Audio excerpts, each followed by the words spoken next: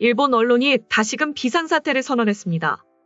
일본 총리가 또 한국을 적대시하는 행보를 보이자 일본 총리에게 일침을 날린 것입니다. 이와 관련해 논리적인 보도가 쏟아지자 일본인들은 초상집 분위기가 된 상황입니다. 어떤 일인지 살펴보겠습니다. 기시다 후미오 일본 총리가 연초부터 개헌에 대한 의혹을 거듭 드러내고 있습니다. 5일 니혼게이자의 신문에 따르면 기시다 총리는 이날 자신이 총재인 집권자민당의 간부회의에 참석해 올해는 헌법 개정을 힘있게 추진하는 중요한 해가 된다는 입장을 밝혔습니다. 기시다 총리는 또한 국회에서의 활발한 논의와 저변 넓은 국민 논의를 개헌의 두 바퀴로 삼겠다고 말했습니다. 올해 여름 예정된 참의원 선거에 대해서는 일본의 장래를 결정하는 싸움이라는 각오로 임하겠다고 말했습니다.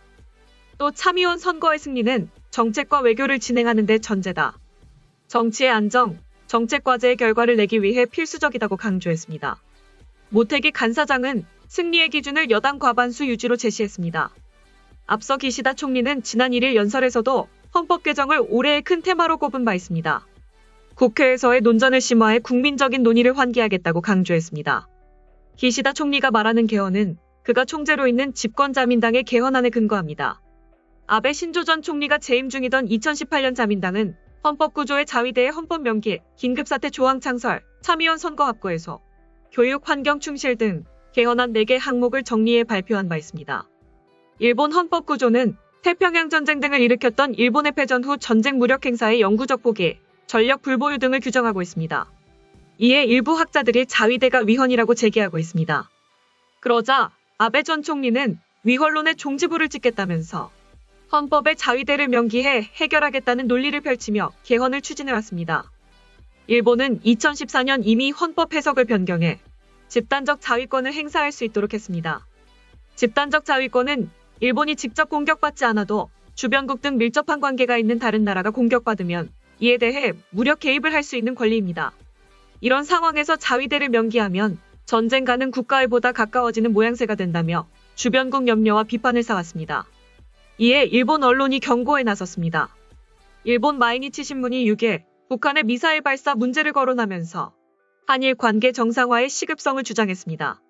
마이니치 신문은 북한의 전날 미사일 발사를 다룬 이날자 사설을 통해 북한이 현재로선 외교보다 군사력 강화를 우선할 것으로 보인다며 이 노선을 바꾸도록 압박하는 데 중요한 것이 한미일 3국 간 협력이라고 지적했습니다.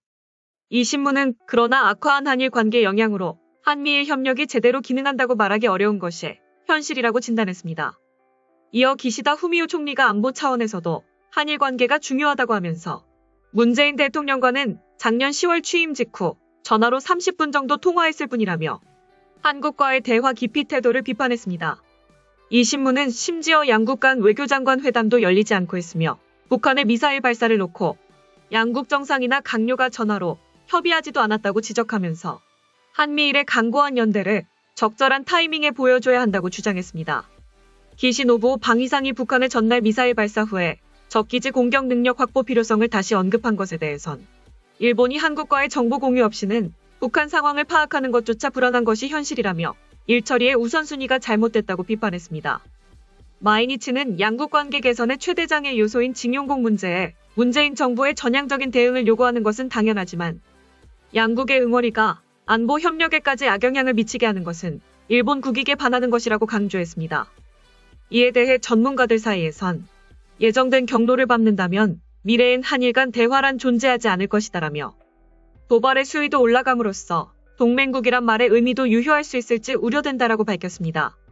또 내각이 주변 상황을 무시에 가까운 태도로 살피질 않고 있다라며 언론들 또한 그들의 행보가 외교적으로도 유리한 부분이 전혀 없다는 걸 지적하고 있다. 양국 간 갈등 심화만을 불러올 뿐 실현 가능한 대책을 다시 강구해야 할 것이라고 강하게 비판했습니다. 다음은 해당 소식을 접한 일본 네티즌들의 반응입니다. 울고 싶다. 일본의 능력이 겨우 이 정도. 정권도 제대로 갖춰지지 않는 북에 노란하고 좌파 정권문에 노란하는 꼴이 최악. 유감 표명만 하지 말고 강경하게 대응해야 할 때입니다만 계속 무시를 당하는 이유입니다. 이런 엉뚱한 논설은 들어본 적이 없다. 아베 전 총리와 기시다 총리의 관계가 어떻든 한국에 대한 대비와 억제력 강화는 하지 않으면 안 되는 것이며 그런 것을 곡해하는 이 저자는 국제정세를 우리 같은 아마추어보다 모르는 것이 아닐까. 한국은 아베 전 총리를 천적처럼 미워해왔으니까요. 한국으로서는 유감인데다 지금도 권력을 가진 아베 총리의 움직임은 위협일 것이다. 아베 총리도 초기에는 구슬려 들어갔으나 위안부 합의를 깨뜨린 이후부터 일본의 아베 총리와 그 이후 모든 총리는 아베와 마찬가지로 한국에 대해 변함없이 한국이 해결해야 한다고 일관하고 있다. 한국 대통령이 누구로 바뀌어도 일본의 자세는 변하지 않을 것입니다. 아베의 입김으로 아직도 위안부 합의가 해결이 안 되는 거라고 생각하겠죠. 한국이란 나라는 단순합니다. 좋든 싫든 장기 집권의 총리 대신이었으니까요. 참의원 선거에서 패배하면 국정 운영이 어려워지고 퇴진할 수밖에 없을 것입니다. 한국과 결정적으로 다른 점이라면 총리 대신은 그만두고도 의원으로 남는다. 이것이 보통 자신들이 뽑은 대통령이 처벌받았던 것이나 제대로 알고 나서 남의 나라에 대해 떠들었으면 좋겠다. 한일 관계 개선은 당연히 있을 수 없다고 보는 것이 틀림없는 것 같습니다. 기시다 총리는 취임 후 3개월이 지나도록 아직 바이든 대통령과 회담하지 않았다. 기시다 총리는 린 부장을 비롯한 중국 유화파를 중용해 아베 전 총리 등 대중강경파를 푸대접하고 있는 것으로 보인다. 바이든 대통령이 기시다 총리와 대화하지 않은 이유는 이 기시다 총리의 대중 유화 자세에 불쾌감을 갖고 있기 때문일 것이다. 우유부단한 기시다의 더욱 어중간한 밸런스 외교 자세에 대해 해외에서 적악은 어느 쪽인가라고 말해도 그는 아예 생각도 안 한다. 이 정권 자체가 관료 친중파로 굳혀졌기 때문에 이 중요한 시기에 총리로서는 부적격하다. 엉뚱한 설명이로군. 결국은 우리 언론에 대해 다른 나라 기자가 하는 논평은 뻔하다는 것이다. 한국이 한심한 이유. 전직 총리가 이러쿵저러쿵 하는 것에 부정적인 분도 있지만 자유로운 입장에서 발언할 수 있어 매우 좋은 것 같다. 총리가 되기 전이나 총리 때 할 수 없는 말을 이젠 충분히 할 수 있으니 사견을 많이 말해주기 바란다. 자위대 출신의 한 간부로서 한국에 대비하는 것은 당연하다. 한국과의 전쟁은 일본인이라면 모두가 당연히 생각하고 있는 것. 한국이라면 사실 싸워도 금방 끝나니까 전쟁이 돼도 상관없지만 중국, 러시아, 북한 등 나라와 싸운다면 상당한 각오가 필요하다. 기시다는 말을 잘하니까 스가보다는 오래 하겠지만 한국 대응을 잘못하면 아베로부터 인도를 받고 끝난다. 한국은 아베에게 당했기 때문에 매워서 견딜 수 없다는 거야. 위안부 합의, 징용공의 문제도 좀처럼 그쪽이 그린 것처럼은 되질 않았다. 수출 조치, 화이트 리스트 제외로 같이 묶였었으니까. 총리가 그만뒀다면 이쪽도 이쪽 뜻대로 어떻게 할지 망상해 보았겠지만 그럴 필요가 없어졌지. 일본의 총리가 둘이나 바뀌었는데 여전히 그 정신이 이어지고 있으니까.